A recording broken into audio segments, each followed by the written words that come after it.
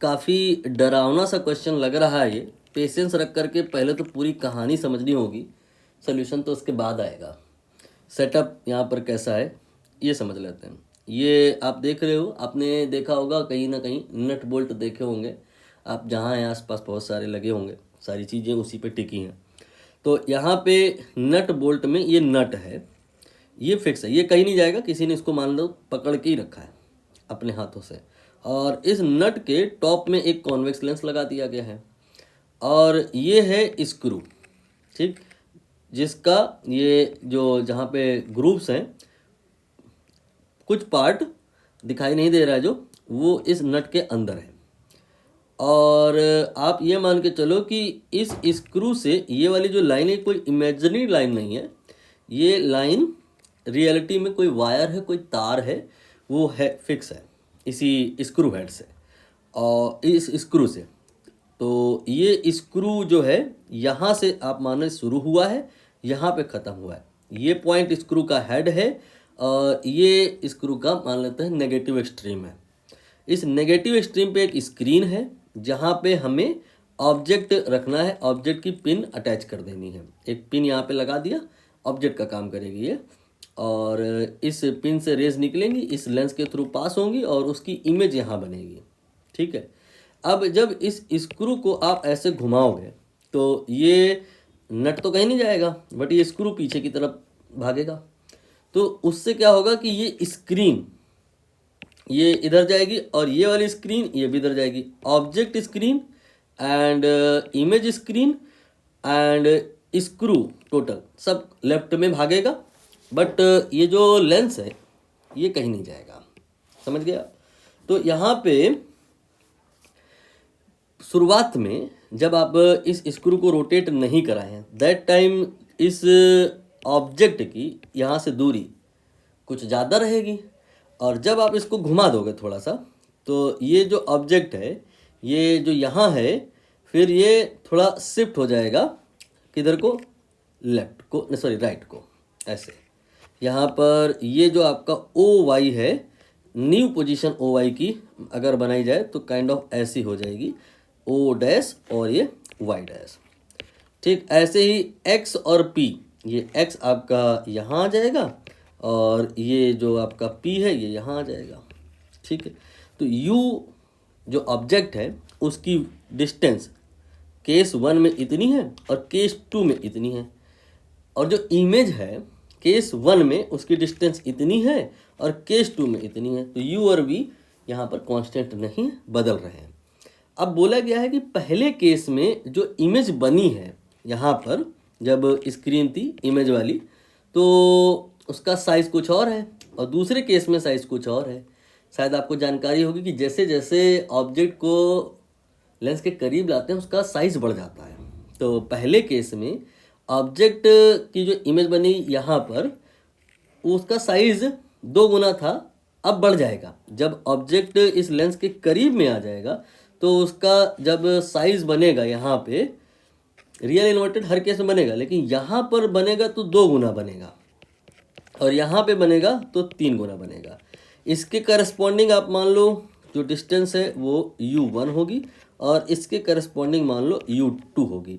यहाँ पर जो इमेज बनेगी पहले केस में रियल इन्वर्टेड बनेगी और दूसरे केस में रियल इन्वर्टेड ही बनेगी, लेकिन साइज़ अब इसका 3 गुना हो जाएगा। और ऑब्जेक्ट की अगर हम बात करें तो यहाँ पर ये ऑब्जेक्ट है, छोटा सा ऑब्जेक्ट बना लेते हैं, ऑब्जेक्ट की ये पेन है और यहाँ पर दूसरे केस में ये ऑब्जेक्ट की पेन है, ठीक। तो इस ऑब्जेक्ट की ये इमेज है real inverted and 2 times, and यहाँ पर real inverted and 3 times. Question अब रीड करोगे पूरा समझ में आएगा। यहाँ पर पूछा गया लास्ट में, how many turn should screw head, इसको कितना रोटेट करें जिससे कि इमेज 2 गुनी मैग्नीफाइड हो जाए, ठीक। पहले 3 गुनी इसका मतलब रही होगी। पहले स्क्रू आपका मान लेते हैं कि इस पोजीशन में था और फिर आपने इसको ऐसे रोटेट किया, अगर ऐसे रोटेट करेंगे तो ये स्क्रू इधर चला जाएगा, तो फिर जो आपका साइज़ होगा वो 3 गुना हो जाएगा।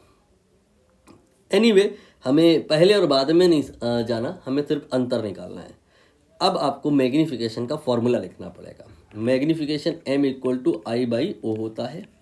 अब इसके बाद में इसमें दो डायरेक्शन आएंगी। मिरर के लिए तो ये माइनस वी बाई यू हो जाता है, बट लेंस के लिए ये प्लस में ही होता है। यहाँ पर आगे और भी फॉर्मूले होते हैं, F upon F minus U और F minus V upon F. यहाँ पर अगर हम बात करें तो एफ अपॉन बस यू जहाँ देख रहे हो ना, सारा फॉर्मूला जो लेंस के लिए आप जनरेट करना चाहते हो फ्रॉम द मिरर, यू की जगह माइनस यू कर दो, आ जाएगा। यहाँ यू की जगह माइनस यू कर दो तो ये एफ प्लस यू हो जाएगा, is equal to F minus V upon F. अब यहाँ पर दो केस बनेंगे, एक जब इमेज डबल साइज़ की है और एक तब जब ट्रिपल साइज़ की है। तो डबल साइज़ के केस में हम एम की वैल्यू, ध्यान देना कहीं भी प्लस में नहीं लेंगे, सब जगह माइनस लेंगे, रियल इन्वर्टेड तो -2। और अगले वाले केस में हम लोग एम की वैल्यू -3 ले लेंगे, ठीक। और फॉर्मूला कौन सा लगा सकते हैं हम लोग, क्योंकि हमें यू निकालना है ना, वी तो निकालना नहीं है। तो ऐसा फॉर्मूला देखो जिसमें यू हो और एफ हो, ये वाला। तो ये आपका आ जाएगा m equal to F upon F plus U, ठीक है। यहाँ पर वैल्यू पुट की जाएगी m की, तो -2 इक्वल टू आ जाएगा, f क्वेश्चन में देखिए गिवन है फोकल लेंथ 6 सेंटीमीटर, ठीक है। तो यहाँ रख लिया जाए 6 डिवाइड बाई, प्लस में लिया जाता है, कॉन्वेक्स लेंस है उसका फोकल लेंथ प्लस में, यहाँ से सॉल्व करना होगा। तो ये आपका क्रॉस मल्टीप्लाई हो जाएगा, ये 6 गुणे -2 -12 हो जाएगा, -2u हो जाएगा इक्वल टू 6 हो जाएगा। तो 2u प्लस में हमने इसको जो है ना साइड चेंज करा ली, -12 -6 ये -18 हो जाएगा, तो u का वैल्यू -9 आ जाएगा, ठीक है। मतलब जब डिस्टेंस इस लेंस की कहाँ से, ऑब्जेक्ट से 9 सेंटीमीटर होगी, दैट टाइम डबल साइज की इमेज हमें मिल जाएगी। अब हम इसी फॉर्मूले को दोबारा से डील करेंगे, बट m की वैल्यू इस बार -3 ले लेंगे। तो -3 इक्वल टू 6 प्लस में देन 6 देन u। तो यहाँ से -18 -3u इक्वल टू 6, तो 3u इक्वल टू -24 और u इक्वल टू -8, ठीक। इसका मतलब जो ज़्यादा वाली दूरी है वो है 9 सेंटीमीटर। यहाँ से लेकर के आप ऐसा कह सकते हैं ये वाली डिस्टेंस 9 सेंटीमीटर है। और जब 9 सेंटीमीटर आप लिए थे दैट टाइम इमेज आपकी डबल थी, 2 गुनी साइज़ की थी। यहाँ पे देखिए 2 गुनी है। और जब आप स्क्रू को थोड़ा घुमाए, दाएं बाएं किए, तो ये डिस्टेंस अब आपकी 8 सेंटीमीटर हो गई है। तो जो इमेज बनी है वो इस वाली स्क्रीन पे बनी है, 3 गुनी बनी है। तो मूवमेंट स्क्रू का कितना हुआ है, लीनियर मूवमेंट, ये आपका ऐसा माना जा सकता है कि 1 सेंटीमीटर स्क्रू आपको लेना होगा, किधर, राइट साइड को, तब ये वाली डिस्टेंस जो 9 है ये 8 हो जाएगी।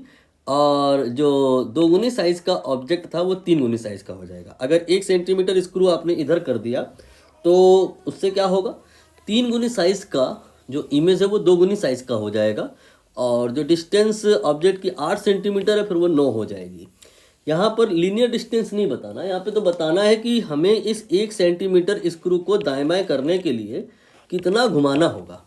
इसके लिए यहाँ पर देखो लिखा हुआ है कि हमें 1 mm मूवमेंट अगर चाहिए 1 मिलीमीटर, तो इसके लिए हमें इसको 1 चक्कर घुमाना होगा।